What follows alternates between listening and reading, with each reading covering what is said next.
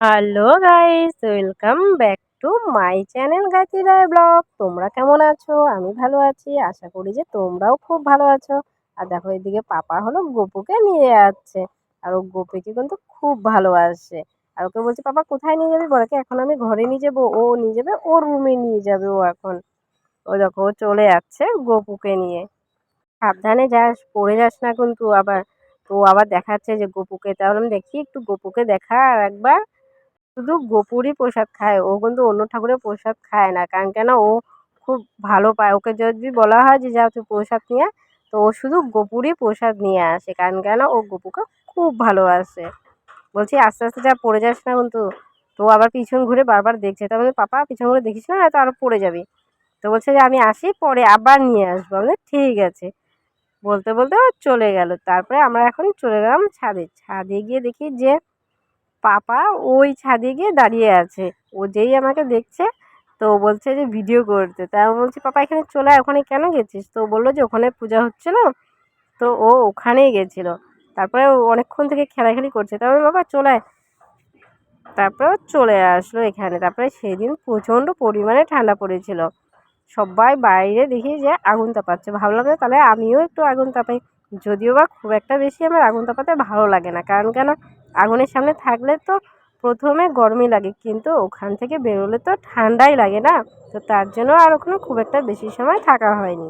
প্রচণ্ড পরিমাণে খিদেও পেয়ে গেছে। তো বললাম যে কি আছে খাওয়া? তখন দেখি যে মিষ্টান্ন আছে। তো ভাবলাম যে না, একটু তাহলে মুড়ি দিয়ে খাই। তো মুড়ি দিয়ে মিষ্টান্ন খেতে কার কার ভালো লাগে তোমরা সেটা কমেন্ট করো। আর এদিকে পাপা হলো বিরিয়ানি নিয়ে আসছে, মটন বিরিয়ানি। আর পাপা তো বিরিয়ানি হলে তো পাপার আর কিছুই লাগে না।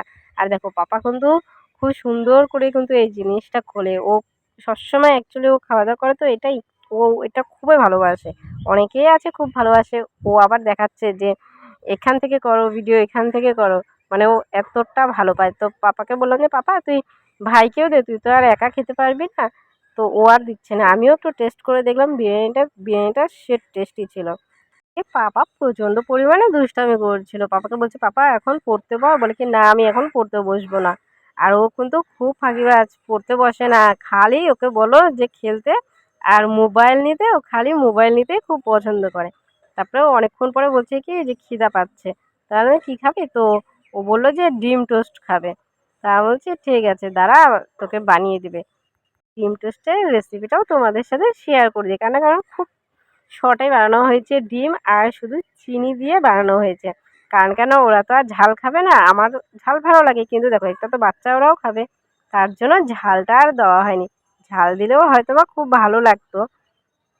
এদিকে খাচ্ছে আর পাপা দেখাচ্ছে আমি যে, পাপা কি টেস্টি হয়েছে? বলছে যে হ্যাঁ টেস্টি হয়েছে। তো আমিও খেয়ে দেখলাম যে ভালোই টেস্টি হয়েছে। তারপরে এখানে ও আবার বলছে যে আমি দিব না, কাউকে দিব না। তো আমি যে ঠিক আছে, এই যে আমি নিয়ে নিলাম আমারটা। বলে তুই খা এবার তোরটা। তো আমি বললাম যে ঠিক আছে, দেখি আমি খাইয়ে দেখি যে কেমন হয়েছে। তো খেয়ে দেখি যে খুব টেস্টি হয়েছে। তারপরে মাকে বললাম যে মা চলো এক জায়গায় যাবো। তো আমরা চলে গেলাম মার্কেটে। কারণ কেন, মার্কেটে যাবো অনেক দিন থেকে ভাবছিলাম, কিন্তু মার্কেটে যাওয়া হচ্ছিল না। প্রত্যেক দিনই ভাবছিলাম যে যাবো যাবো, কিন্তু এত ঠান্ডা তো আর যাওয়াই হচ্ছে না। তারপর বললাম না, চলো চলে যাই। তারপর চলে আসলাম দোকানে। তো এখানে কিছু চাদর কেনার ছিল, তো সেটা কেনা হলো। তো আমরা ওখান থেকে বেরিয়ে গেলাম। আর দেখো এখন কিন্তু অনেকটাই রাত হয়েছে। তখন বাজে ৯টা, সাড়ে ৯টার মতো বাজে। কারণ কেন, আমাদের যেতে যেতেই অনেকটা লেট হয়ে গেছিল। আর ওখানে বেশ কয়েকটা দোকানে দেখলাম, তো পছন্দ হচ্ছিল না। চলে গেলাম অন্য দোকানে। এই করতে করতে অনেকটাই লেট হয়ে গেছিল। আর দেখো রাস্তাঘাটও কিন্তু ফাঁকা। আর গাড়িতেও দেখো কিন্তু লোক নেই বললেই চলে। কারণ কেন, আমরা এতটাই লেটে গিয়েছিলাম মার্কেটে। এ দেখো গাড়ি পুরো ফাঁকা। শুধু আমরাই বসে আছি, আমি আর মাই বসে আছি দুজনে। তাছাড়া আর কেউ নেই বললেই চলে। আর পরের দিন আমাদের হঠাৎ খবর আসলো যে দাদার অ্যাক্সিডেন্ট হয়েছে। তো আমরা চলে গেলাম হলাম শিলিগুড়ি প্যারামাউন্ট নার্সিংহোমে। যদিও বা তোমাদেরকে সেই নার্সিংহোমটা আমি দেখাতে পারলাম না। কারণ কেননা সে সময় দেখো মানুষের একটা মাইন্ড বলেও তো কিছু থাকে। তো তার জন্য সেটা শেয়ার করতে পারলাম না। না হলে তোমাদেরকে আমি অবশ্যই দেখাতাম। আমি গেছি, মা গেছে, বাবা গেছে, দিদিও ছিল, দিদিও গিয়েছে। তো সেখানে আমরা দাদাকে দেখতে তো পারলাম না, যেহেতু দাদা আইসিইউতে আছে বলে আর দেখতে পেলাম না। দাদা অ্যাক্সিডেন্ট হয়েছে। দাদা যদি হেলমেট পরে থাকতো, তাহলে আজ হয়তো বা এই দিনটা দেখতে লাগতো না।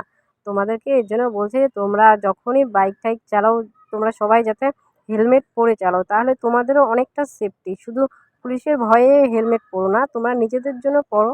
আর তোমাদের যদি ভিডিওটি ভালো লেগে থাকে তো অবশ্যই লাইক, কমেন্ট, শেয়ার এবং সাবস্ক্রাইব করো। আর যদি ফেসবুক থেকে হয়ে থাকো তো পেজটিকে অবশ্যই ফলো করো। এরপরে দেখা হচ্ছে নেক্সট ভিডিওতে। Tata, bye bye.